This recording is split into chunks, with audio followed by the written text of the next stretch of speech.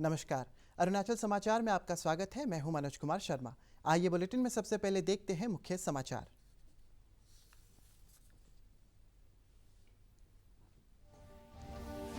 प्रधानमंत्री नरेंद्र मोदी ने वर्चुअल माध्यम से पश्चिम बंगाल में दुर्गा पूजा पंडाल का किया उद्घाटन। लोगों को बधाई देते हुए कहा, केंद्र सरकार ने महिला सशक्तिकरण के लिए उठाए हैं कई कदम। देशवासियों से कोविड के SOPs का पालन करते हुए त्योहार मनाने की अपील।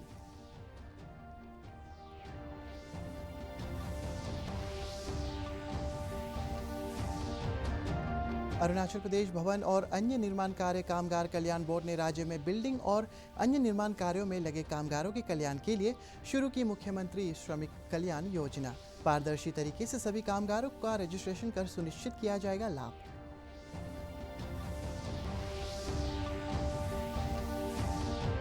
अरुणाचल प्रदेश में नकदी फसलों की खेती से किसान बन रहे हैं आत्मनिर्भर। लोहित जिले में ऑर्गेनिक ग्रीन टी के उत्पादन से आमदनी और रोजगार के अवसर बढ़ने के साथ लोकल प्रोडक्ट को बड़े बाजार में मिल रही है जगह।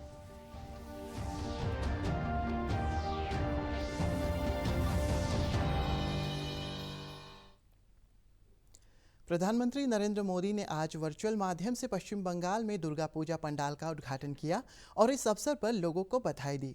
दुर्गा पूजा पंडाल भाजपा महिला मोर्चा की पहल पर ईस्टर्न जोनल कल्चरल सेंटर में आयोजित किया गया।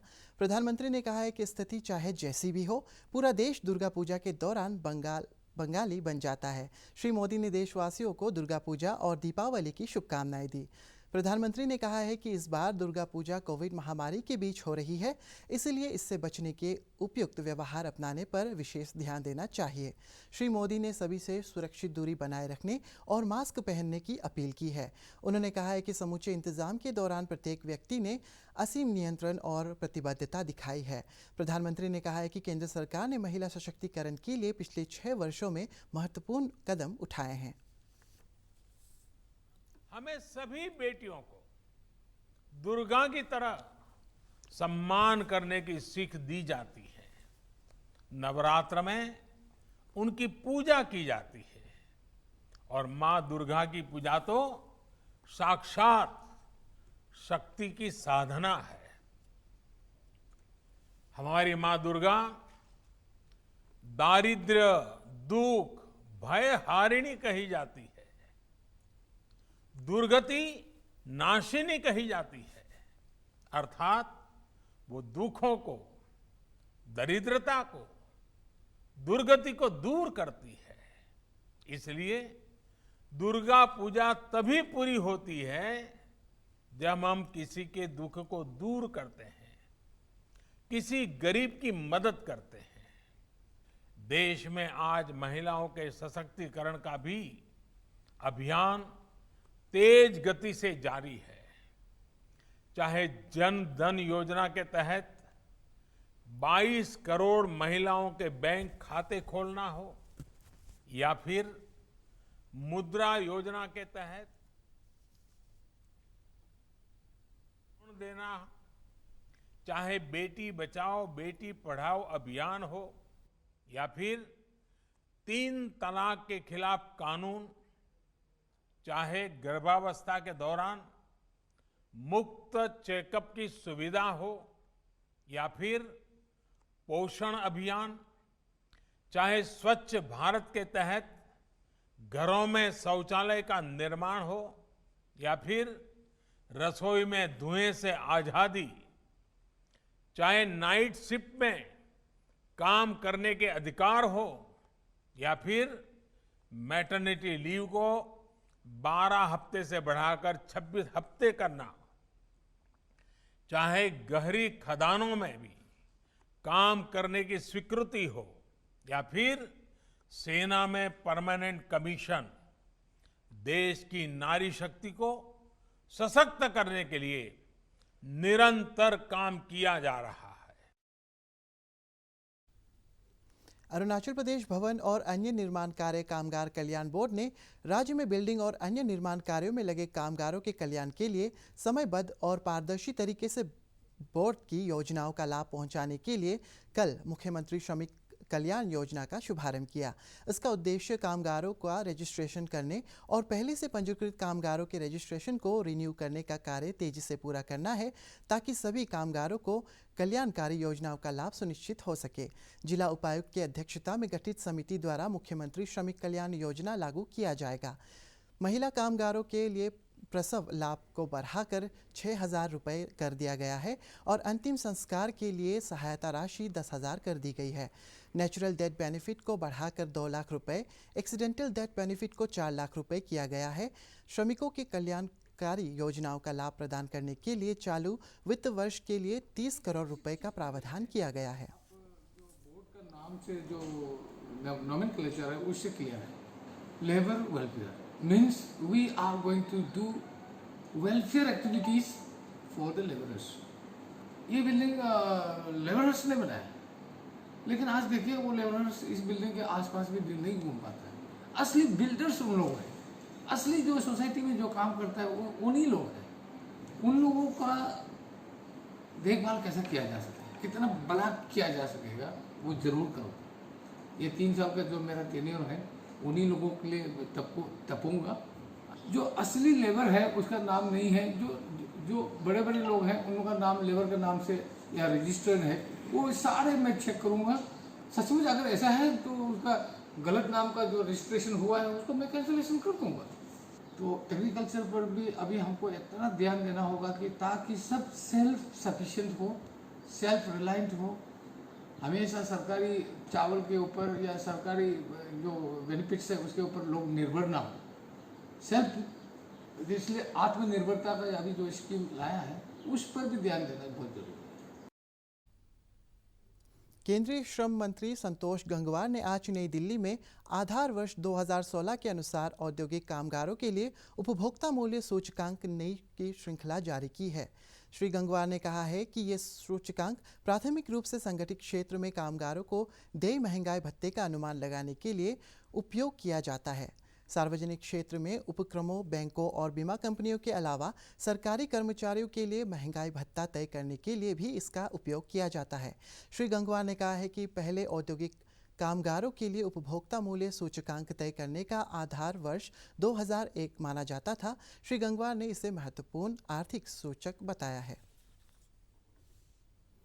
देश में कोविड-19 से स्वस्थ होने की दर 89% से अधिक हो गई है। पिछले 24 घंटों के दौरान 79,000 से अधिक रोगी स्वस्थ हुए हैं। केंद्रीय स्वास्थ्य मंत्रालय के अनुसार ये बताया गया है कि अब तक 68,74,000 से अधिक मरीज स्वस्थ हो गए चुके हैं। इस समय 7,15,000 मरीजों का उपचार चल रहा है। पिछले 24 घंटों के दौरान 55,838 लोगों में संक्रमण की पुष्टि हुई है। इस समय भारत में मृत्यु दर 1.51% है, जो वैश्विक स्तर पर सबसे कम मृत्यु दर है।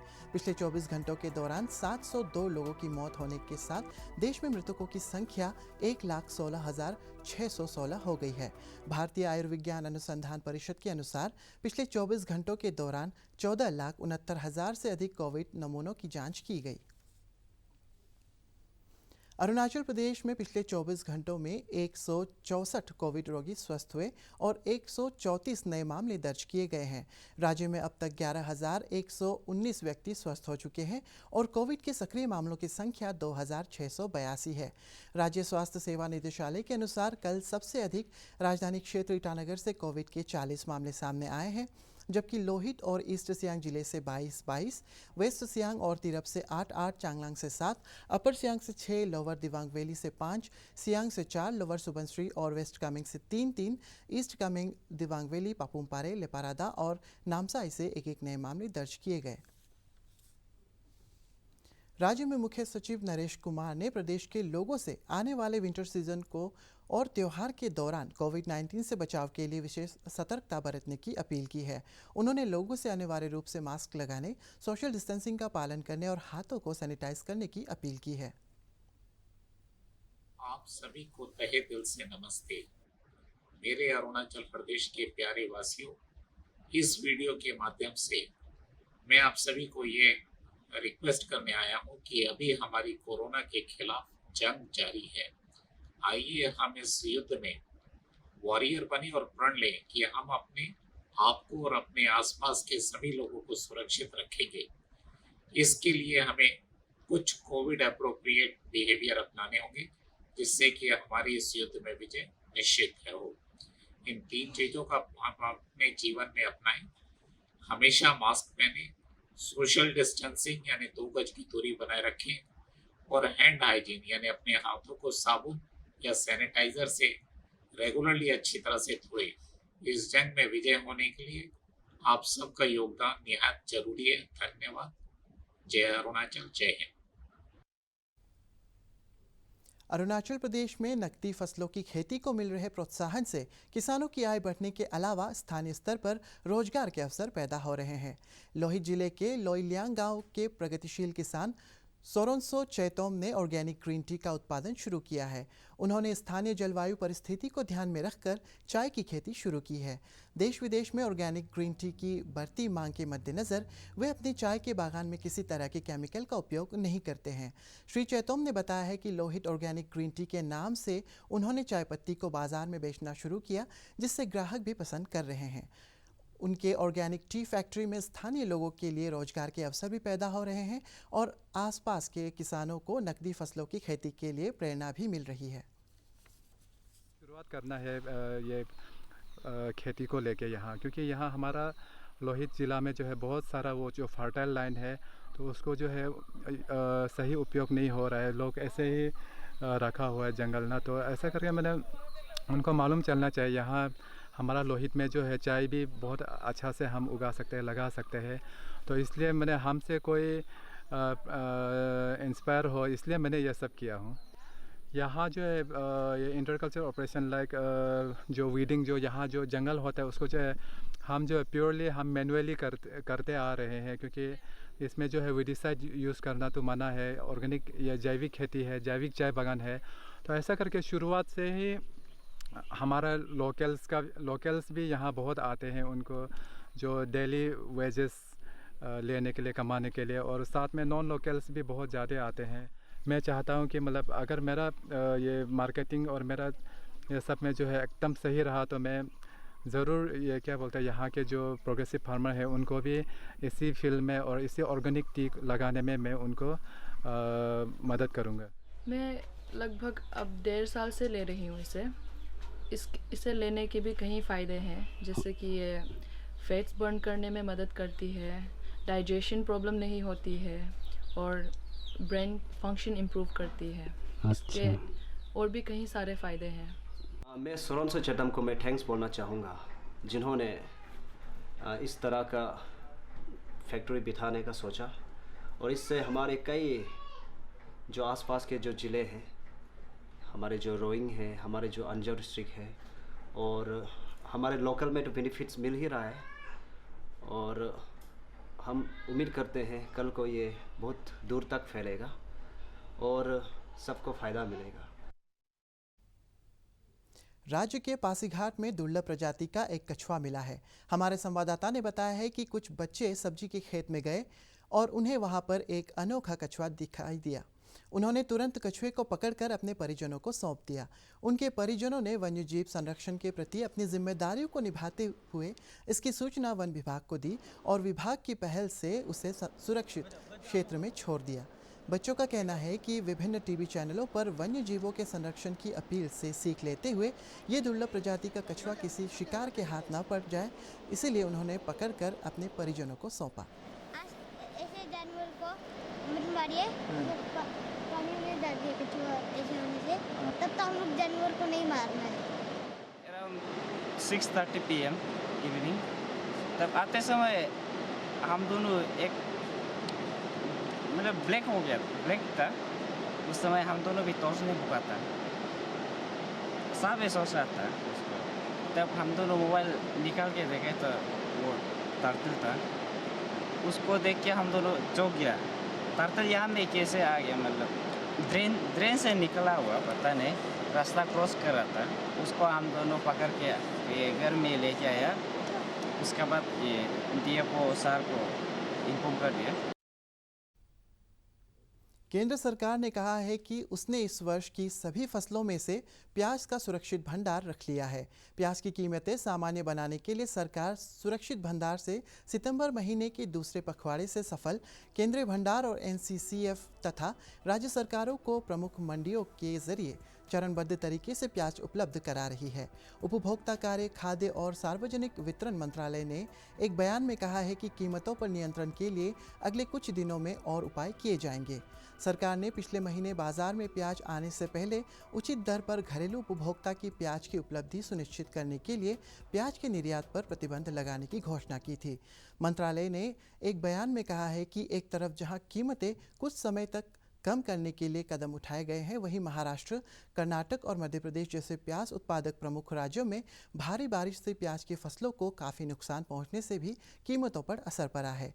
मंत्रालय ने कहा है कि इस खरीफ मौसम के दौरान लगभग 37 लाख मीट्रिक टन प्याज के मंडियों में आने की संभावनाएं हैं, जिससे